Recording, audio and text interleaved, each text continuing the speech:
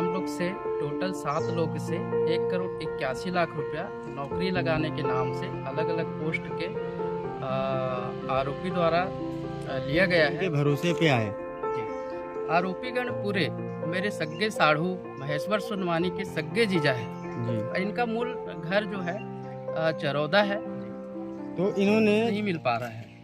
1 महीना हो गया विगत पुलिस ये है महिला बाल विकास विभाग और पीएचई विभाग का है और शिक्षा विभाग का है और राजस्व विभाग का। आरोपीगण को सजा दिलवाए ताकि वो दूसरे के साथ ठगी ना कर सके। हम हमारे मुखिया से अनुरोध करना चाहेंगे। आपके साथ क्या घटना घटित हुई थी, इसके बारे में बता पाएंगे? हाँ, हम लोग से टोटल 7 लोग से 1,81,00,000 रुपया नौकरी लगाने के नाम से अलग अलग पोस्ट के आरोपी द्वारा लिया गया है, जिसका रिपोर्ट हम अमलेश्वर थाने में 16/11/2022 को किए हैं हम लोग के द्वारा जा कर के थाना में। और पूरे 30 से 35 दिन आज हो चुके हैं और उक्त आरोपी के खिलाफ कुछ भी कार्रवाई आज दिनांक तक नहीं हो पाई है। और हम लोग इसी को लेके आप मीडिया वाले के समक्ष हम लोग आए हैं कि आप लोग से कुछ हमको मदद मिल सके। आपको किस आधार पे, किन किन चीज़ों को लेके, किन किन पदों को लेके और आरोपी कौन थे, किस तरीके से आपको भ्रमित किया गया या पैसे की मांग करके पूरा पैसा 1,81,00,000 रुपये लिया गया, उसका पूरा विवरण बता सकते हैं? जी, हम लोग को सिविल इंजीनियर पीएचई विभाग में मेरे छोटे भाई मुकेश देसलहरे और मेरे चाचा के लड़का यशवंत देसलहरे पीएचई विभाग में सब इंजीनियर का नौकरी लगाऊंगा करके 35 लाख रुपए इन लोग से पहले लिए। उसके बाद महिला पर्यवेक्षक के लिए 2 लोग का महिला पर्यवेक्षक के लिए पैसा लिए उन्होंने। उसके बाद 2 लोग का टीचर के लिए पैसा लिए और 1 जन का पटवारी के लिए पैसा लिए। तो टोटल 1,81,00,000 रुपया इन्होंने ले कर के गया है। और हम लोग को पूरा प्रोसेस से इनके द्वारा नियुक्ति फर्जी आर्डर इनके द्वारा दिया गया है, जो ये हम लोग के पास उपलब्ध है। मैं ये जानना चाहूँगा कि इसमें जो आरोपी हैं उनके क्या नाम हैं और किस तरीके से किस आधार पे आपके साथ लूट हुई और किस तरीके से आप इनके भरोसे पे आए? जी, आरोपीगण पूरे मेरे सग्गे साढ़ू महेश्वर सोनवानी के सग्गे जीजा है। जी। इनका मूल घर जो है चरौदा है और इनका मुलाकात होली के दिन मेरे से हुआ।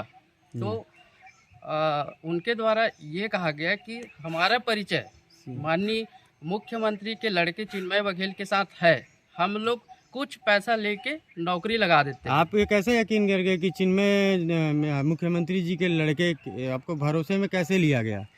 उनके द्वारा बहुत सारे फोटो सीएम के घर जा कर के हमको दिखाया गया और उनके लड़के का खुद उनका बड़ा लड़का गजेंद्र लहरे का फूड इंस्पेक्टर में हम लोग घर बेच के लगाए हैं, नौकरी लगाए हैं और उन्होंने अपना डॉक्यूमेंट दिखाया। उस बेस में हमको यकीन करना पड़ा और हमारे समाज से प्रतिष्ठित लोग है करके हम उसके झांसे में आए हैं।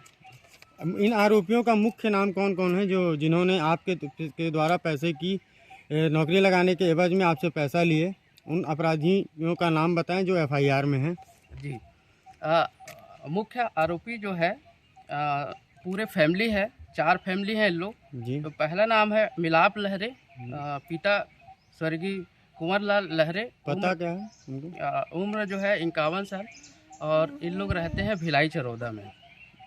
और उसकी पत्नी श्रीमती पूर्णिमा लहरे, पति मिलाप लहरे और उनके 2 पुत्र गजेंद्र लहरे और यशवंत लहरे उर्फ डार्विन लहरे। इनके द्वारा पूरा 1,81,00,000 रुपया लिया गया है। और किसी व्यक्ति की संलिप्तता आपको नजर आई? इनका एक और मित्र है जो इस कारनामे में है, जिसका नाम है स्वप्निल दुबे और ये जो है रेलवे डिपार्टमेंट में पोस्टेड है, MCM पोस्ट पर है, रायपुर में। जी।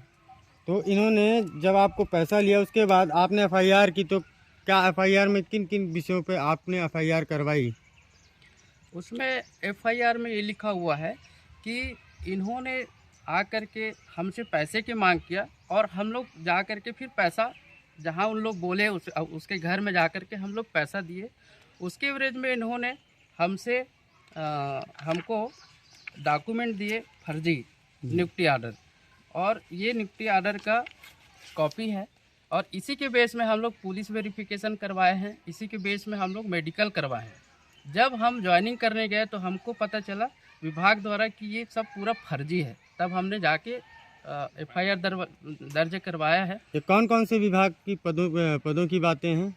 ये है महिला बाल विकास विभाग, और पीएचई विभाग का है, और शिक्षा विभाग का है, और राजस्व विभाग का है, जिसका नियमता वैकेंसी शासन द्वारा निकाला गया था, और उसी का साझा दे करके इन्होंने पूरे हम लोग से पैसा लिया है, और जिसका एफआईआर हमने अमलेश्वर थाना में कराई है। आपके पास इनके पैसा देने के या अन्य कोई साक्ष्य हैं?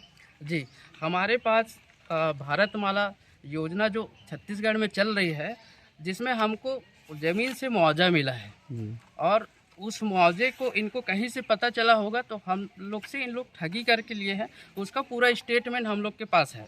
जो शासकीय पैसा है हम लोग के पास आया था लीगल रूप से, उसी पैसे को हम लोग ने निकाल के आरोपीगण को दिया है, और उनके द्वारा ठगी की गई है हम लोग से।